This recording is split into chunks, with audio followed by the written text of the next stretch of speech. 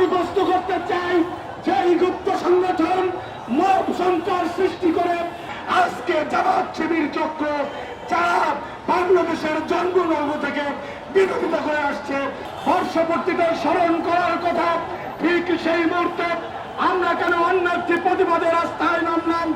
আপনাদের কাছে আমি প্রশ্ন করতে চাই যে এই গুপ্ত সংগঠন মব সন্ত্রাস সৃষ্টি করে বাংলাদেশের নির্বাচনকে বিলম্বিত করতে চায়, জনগণের ভোটাধিকারকে হরণ করতে চায়।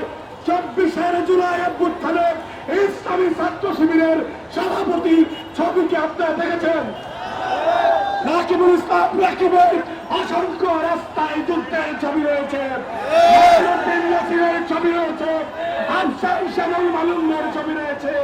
তোমাদের ছবি কোথায়?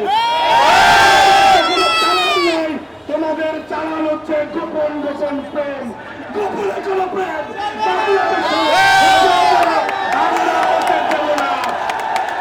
বাংলাদেশের নির্বাচনের জন্য 3টি নির্বাচন 14, 18 এবং 24 যদি মানুষ ভোটাধিকার বঞ্চিত না হতো, এই দেশে বিপ্লবের পটভূমি তৈরি হতো না।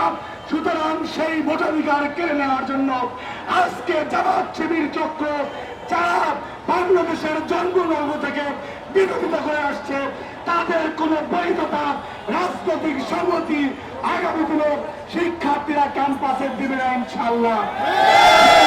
সন্ত্রাসের বিরুদ্ধে 24 জুলাইয়ের মতো ইস্পাত কঠিন ঐক্য রেখে মব সন্ত্রাসের বিরুদ্ধে আমরা রাজপথে থাকবো ইনশাআল্লাহ। সেই আহ্বান জানিয়ে বিদায় নিচ্ছি। জাতীয়তাবাদী ছাত্রদল জিন্দাবাদ। শহীদ রাষ্ট্রপতি জিয়াউর রহমান বীর উত্তম অমর হোক। আপসীন দেশনেত্রী বেগম খালেদা জিয়া জিন্দাবাদ। তারেক রহমান বীরের বেশে আসলে ফিরে